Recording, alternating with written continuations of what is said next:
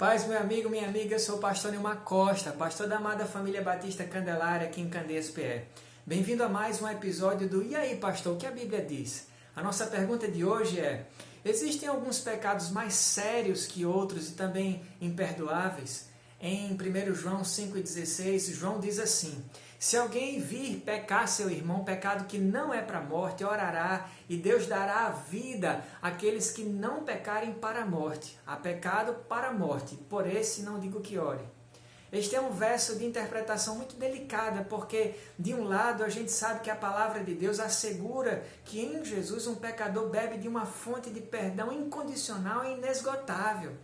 Existe muita base bíblica para isso, a exemplo de passagens como Atos 13, 38 e 39, Romanos 5 e 20, 1 João 2 e 1, mas o que pode complicar e confundir a mente de alguns é que, em contrapartida, João fala justamente que há pecado para a morte.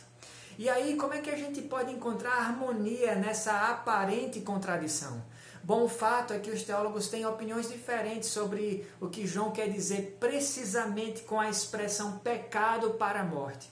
Alguns teólogos acreditam que João está se referindo a um pecado repetitivo, uma vez que não se espera de um cristão que ele permaneça cometendo o mesmo erro sem se arrepender nunca, a vida inteira, sem nunca lutar para mudar. Já na opinião de outros teólogos, João se refere a algum pecado grave. Neste caso, o abandono da fé, ou melhor, a apostasia abordada em 2 Pedro capítulo 2. No entanto, seja lá qual for a atitude a que João exatamente se refere, não existe motivo para a gente achar que ele não esteja se referindo a um pecado que acabe levando à morte física. Paulo mostra para a gente uma ilustração deste possível perigo na passagem de 1 Coríntios 11, 29 e 30, onde por causa que alguns membros da igreja de Corinto que tinham participado da ceia do Senhor sem antes realizar um autoexame da sua caminhada com Deus, ficaram doentes e outros morreram. Talvez você, ávido leitor da Bíblia, se lembre que Nadab e Abiú foram ambos fulminados por Deus instantaneamente pela desobediência deles, em Números 3 e 4. E da mesma forma, Ananias e Safira, em Atos 5, 1 a 9. Com estes exemplos em mente, é bem provável que João esteja falando deste tipo de pecado, quando ele usa a expressão pecado para a morte, ou seja, um pecado em que o crente é entregue a Satanás para a destruição não da alma, mas para a destruição da carne, a fim de que o espírito seja salvo no dia do Senhor Jesus, como é descrito por Paulo em 1 Coríntios 5 e 5. Como cada teólogo tem direito à sua interpretação sobre um texto à luz da revelação que ele recebe do Espírito Santo, então eu particularmente interpreto a expressão pecado para a morte como um pecado premeditado e principalmente não confessado, em que o pecador se mantém cometendo resolutamente e já assentou no coração de que não vai se arrepender de cometê-lo e vai permanecer cometendo. Quando este é o caso, nenhuma oração pode livrar o pecador resoluto da disciplina de Deus. Em todo caso, eu sinceramente não acredito que João esteja falando de nenhum pecado específico, como fofoca, murmuração, mentira, inveja, vícios destrutivos, lascívia, etc. Isso seria atribuir um juízo de valor a certos pecados em detrimento de outros. E eu penso que se esta fosse a intenção de João, ele teria deixado isso bem claro. Eu pessoalmente não concordo com a linha teológica que vê alguns pecados como veniais e outros como mortais. Ou melhor, eu não acredito que aos olhos de Deus existam pecados abismais, mais fundos do que a extensão do braço de perdão dele ao pecador, e nem pecados que sejam tão minúsculos que se tornem insignificantes e que Deus faça vista grossa para eles. Qualquer pecado pode levar uma pessoa à morte física e ao inferno, basta que esse pecadilho seja resolutamente não confessado e não abandonado.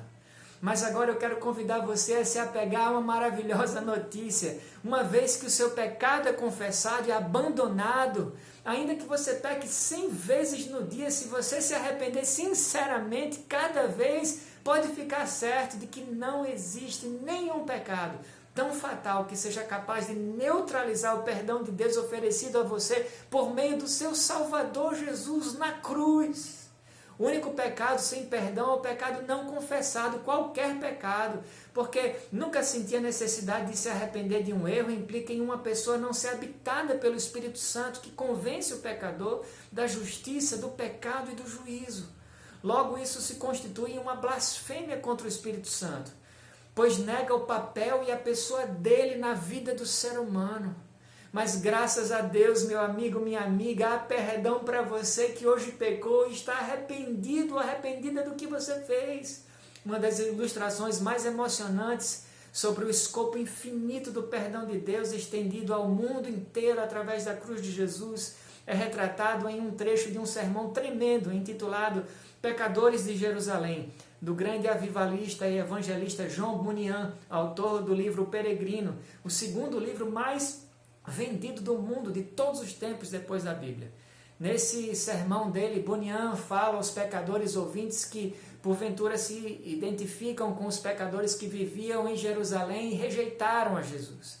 Escute como Bunyan retratou um diálogo imaginário entre Pedro e alguns pecadores que John Bunyan chamou no sermão dele de contestadores. No sermão de Bunyan, Pedro convoca os pecadores ao arrependimento a plenos pulmões, bramindo: arrependam-se e sejam cada um de vocês batizado em nome de Jesus Cristo para a remissão dos pecados e receberão o dom do Espírito Santo. Daí o primeiro contestador retruca dizendo assim: eu sou um dos que tramou para tirar a vida de Cristo, posso ser salvo por ele? E Pedro responde: cada um de vocês. Então um outro contestador contra-argumenta: fui um dos que deu falso testemunho contra ele, a graça para mim. E Pedro responde: para cada um de vocês. Daí um terceiro contestador, angustiado, levanta a voz e diz: fui um dos que gritou: crucifica-o, crucifica-o, e desejei que Barrabás, o assassino, vivesse em lugar de Cristo. O que você acha que acontecerá comigo? Estou pregando o arrependimento e remissão de pecados para você, para cada um de vocês, diz Pedro. Ainda mais um contestador pergunta: foi um dos que cuspiu, eu fui um dos que cuspiu na face de Cristo quando compareceu diante de seus acusadores, também fui um dos que zombaram dele quando em angústia sangrava pendurado na cruz. Há lugar para mim, para cada um de vocês, diz Pedro. E um outro contestador atônito pergunta: fui um daqueles que nos últimos momentos de Cristo lhe deu fel e vinagre para beber? Por que não devo esperar a mesma coisa quando angústia e culpa estiverem sobre mim? E Pedro responde: arrependam-se destas impiedades e eis que a remissão de pecados há para cada um de vocês. Mais um contestador interpela Pedro e pergunta: eu o xinguei, eu o injuriei, eu o odiei, eu me alegrei em vê-lo sendo zombado pelos outros, pode haver esperança para mim?